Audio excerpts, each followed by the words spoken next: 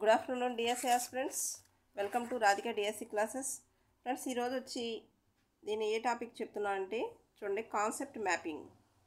మన సిలబస్లో ఉన్న టాపికే కాన్సెప్ట్ మ్యాపింగ్ చాలా ఇంపార్టెంట్. ఆల్రెడీ మనం చూడండి ఇక్కడ కొలాబరేటివ్ అంటే భాగస్వామ్య అభ్యసన పద్ధతి, 5E లెర్నింగ్, ప్రాబ్లమ్ సాల్వింగ్, సమస్య పరిష్కార పద్ధతి. నా వీడియోస్ చూస్తున్న వాళ్ళకైతే క్లియర్గా అర్థమవుతాయి. ఆల్రెడీ ఈ టాపిక్స్ కంప్లీట్ చేసేసాను. ఈరోజు వచ్చి చిన్న టాపిక్కే concept mapping, important topic. Concept mapping అన్నా మైండ్ మ్యాపింగ్ అన్న ఒకటి గుర్తుపెట్టుకోండి. ఈరోజు ఇది అయిపోతే next lesson plan, year plan, teaching learning material ఇవి తర్వాత చెప్పుకుందాం. ఓకేనా? ఎవరైనా ఫస్ట్ టైం చూస్తే ఛానల్ని సబ్స్క్రైబ్ చేసుకోండి, లైక్ చేయండి అండ్ షేర్ చేయండి. ఓకే, ఒకసారి చూడండి. ఇది old academy book, new academy బుక్లో కూడా ఉంది క్లియర్గా. ఒకవేళ లేకపోయినా ఏం భయం లేదు, నేనైతే క్లియర్గా నోట్స్ రాశాను. ఇదంతా అంతా అంటే కొంచెం గజిబిజిగా ఉన్నట్టు ఉంటుంది, కానీ దగ్గరగా చూస్తే ఈజీగానే ఉంటుంది. నేను అందుకనే నోట్స్ రాశాను క్లియర్గా. ఓకేనా? మొత్తం బిట్స్ అన్ని కవర్, లైన్ టు లైన్ నేను బిట్స్ అయితే చేసేసాను. చిన్న టాపిక్కి ఒక 2 పేజెస్ ఉంది, దాన్ని అంతా దగ్గర తీసుకుని ఒక బుక్లో రాసేసాను. సో మీకు యూజ్ అవుతుంది. చూడండి, అంటే ప్రాక్టీస్ బిట్స్ అని రాశాను. చూడండి, కాన్సెప్ట్ అంటే భావన. కంటికి కనిపించే భావనలు ఏమంటారంటే మూర్త భావనలు అంటారు. కంటికి కనిపించే భావనలు అంటే కంటికి కనిపించకుండా వేరే రకంగా మూర్త భావనలు అంటే కంటికి కనిపిస్తాయి. అమూర్త భావనలు అంటే కంటికి కనిపించకుండా ఉండే భావనల్ని అమూర్త భావనలు అంటారు. ఇక్కడ చూడండి, విద్యార్థుల ఆలోచనలను క్రోడీకరించి ముగింపు ఇవ్వటాన్ని కాన్సెప్ట్ ఆఫ్ మ్యాపింగ్ అంటారు. విద్యార్థుల ఆలోచనలను క్రోడీకరించడం అంటే వాళ్ళ ఆలోచనలన్నింటినీ ఒక దగ్గర తీసుకురావడం అన్నమాట. వాటికి ఒక ముగింపు ఇవ్వటాన్ని కాన్సెప్ట్ ఆఫ్ మ్యాపింగ్ అంటారు. ఏ సిద్ధాంతం ద్వారా రూపొందించడం జరిగింది అంటే అర్థవంతమైన అభ్యసన సిద్ధాంతం.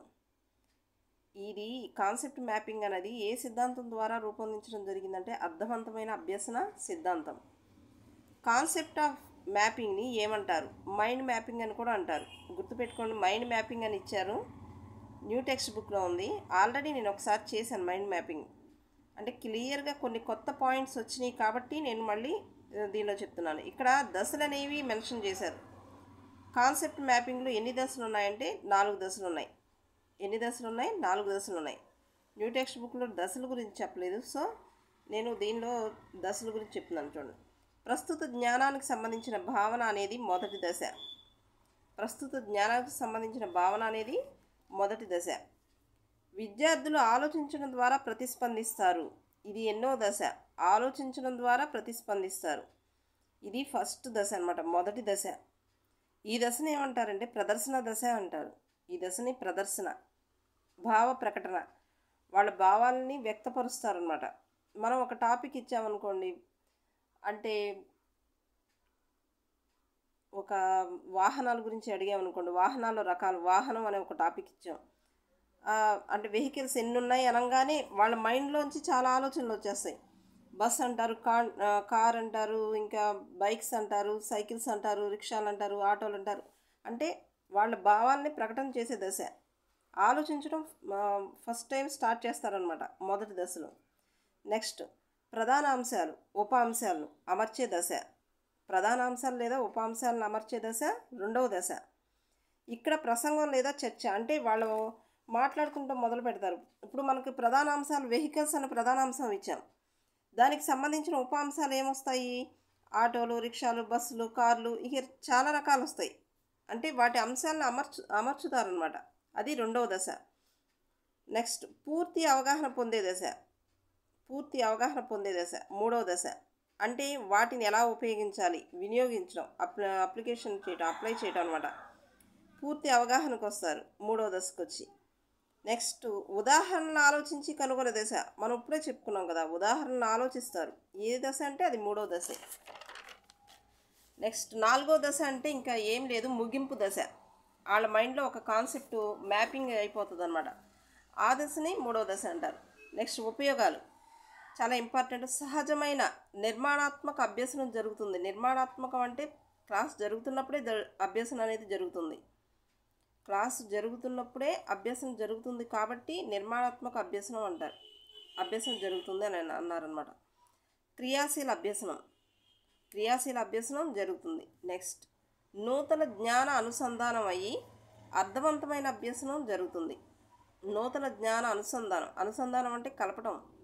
వాళ్ళ నూతన ఆలోచనల్ని కలుపుతారు కాబట్టి అభ్యసనం జరుగుతుంది. కాబట్టి నూతన జ్ఞాన అనుసంధానం అయ్యి అర్థవంతమైన అభ్యసనం జరుగుతుంది. నెక్స్ట్ ఇది విద్యార్థి కేంద్రీకృతంగా ఉంటుంది. ఇక్కడ అంతా విద్యార్థులే పాల్గొంటారు.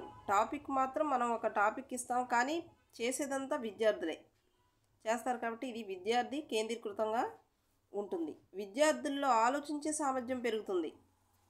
వాళ్ళు సొంతంగా ఆలోచనల్ని వాళ్ళ భావాలను వ్యక్తం చేస్తారు కాబట్టి ఆలోచించే సామర్థ్యం అనేది పెరుగుతుంది. నెక్స్ట్ భావ వ్యక్తీకరణ నైపుణ్యాలు పెరుగుతాయి. వాళ్ళ భావాలని ధైర్యంగా వ్యక్తం చేస్తారు కాబట్టి నైపుణ్యం అనేది వాళ్ళ భావ వ్యక్తీకరణ నైపుణ్యాలు అనేవి పెరుగుతాయి. నెక్స్ట్ ఇక్కడ ఉపాధ్యాయుడు ఎలాంటి పాత్ర పోషిస్తారంటే సౌకర్యకర్తగా ఉంటారు. అంటే వాళ్ళ ఆలోచనలను వాళ్ళకి వదిలేయాలన్నమాట. అనుసంధానకర్త. నెక్స్ట్ ఉపాధ్యాయుల్లో బోధనా సామర్థ్యాలు పెంపొందించుకోవడానికి ఎంతో సహకరిస్తుంది. వాళ్ళలో బోధనా సామర్థ్యాలను పెంపొందించుకోవడానికి ఎంతో సహకరిస్తుంది. ఇది టోటల్. ఓకేనా? మనకు తెలిసి దీనిలో అంత ఇంపార్టెంట్ అనేది కంటే డైరెక్ట్ బిట్సే ఎక్కువ ఉంటాయి. మనం కంగారు పడాల్సిన అవసరం లేదు. సో చూసారుగా ఫ్రెండ్స్, టాపిక్స్ అయితే అయిపోయింది. నెక్స్ట్ ఇంకా మనకి ఇక్కడ వచ్చి planning and lesson plan, year plan, teaching learning material ఇవి చూద్దాం నెక్స్ట్ వీడియోలో. ఫ్రెండ్స్ చూడండి, ఇక్కడ మైండ్ మ్యాపింగ్ న్యూ టెక్స్ట్ బుక్లో ఆల్రెడీ ఒకసారి చెప్పాను. మైండ్ మ్యాపింగ్ అంటే ఇక్కడ ఎగ్జాంపుల్ ఏమి ఇచ్చారంటే ద్రవ్యం అని ఇచ్చారు. అంటే ద్రవ్యానికి సంబంధించిన మొత్తం ఏమొస్తాయి? ద్రవ్యం అంటే బ్యాంక్, క్రెడిట్ కార్డు, చెక్లు, డ్రాఫ్ట్లు ఇలా వస్తాయి కదా. ఎలా తయారు చేయాలి ఆల్రెడీ నేను చేశాను. ఒకసారి మీరు చూడండి ఎలా ఉపయోగించాలి. అవన్నీ మనం ఆల్రెడీ ఒక వీడియో చేశాను. లాభాలు ఇప్పుడు చెప్పుకున్నాం కదా. ఓకేనా? క్వశ్చన్ చేయటం ఇదంతా మైండ్ మ్యాపింగే. ఇది కూడా చాలా చిన్నగా ఇచ్చారు న్యూ టెక్స్ట్ బుక్లో. ఒక్కసారి చూడండి. లాభాలు, జ్ఞాపక శక్తి పెరుగుతుంది, సొంతంగా ఆలోచించడం, ఇవన్నీ క్రియాశీల అభ్యాసం జరుగుతుందని చెప్పుకున్నాం కదా. అంటే మీకు ఒకసారి చూపిద్దామని విభిన్నమైన ఆలోచనలను ఒక చోటకు చేర్చి నిర్ణయానికి రావడం, దీనివల్ల సహజ నిర్మాణాత్మకవాదం. ఓకేనా? దీనిలో కూడా మైండ్ మ్యాపింగ్ అని ఉంది. కాన్సెప్ట్ మ్యాపింగ్ అన్న మైండ్ మ్యాపింగ్ అని ఒకటే. ఫ్రెండ్స్ నచ్చితే ఒక లైక్ చేయండి, షేర్ చేయండి అండ్ సబ్స్క్రైబ్ చేయండి. Thank you.